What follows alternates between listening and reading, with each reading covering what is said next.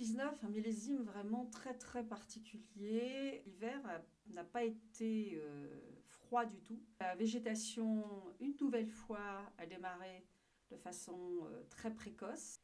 Là, il y a eu un arrêt brutal de l'évolution de la végétation parce que le mois d'avril 2019 a été frais, voire froid à certains moments. D'ailleurs, on a eu très très peur à nouveau de gelée.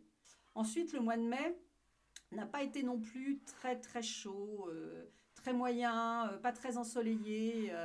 Donc la floraison, pour une fois, par rapport à 2018 par exemple, même 2017, a démarré péniblement début juin et s'est étalé sur une quinzaine de jours.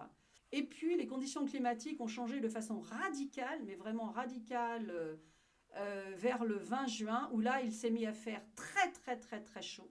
Donc la fleur s'est terminée de façon fulgurante et la vigne surtout s'est mise à pousser de façon absolument fulgurante. Ensuite, les conditions climatiques de l'été ont été assez classiques, je dirais, d'un vrai été chaud en 2019, avec des périodes très caniculaires.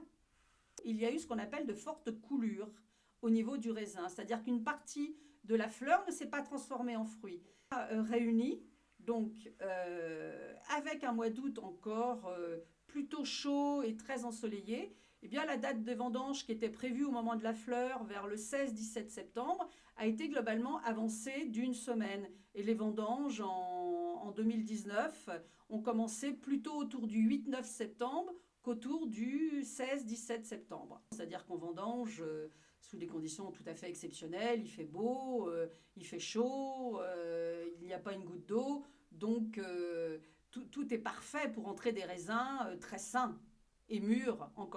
Encore une fois, tant mieux pour l'état sanitaire général des raisins, que ce soit en pinot ou en chardonnay. La maturité est là, il n'y a absolument pas du tout de pourriture, donc c'est quand même quelque chose de très agréable, on va dire, après pour le vinificateur.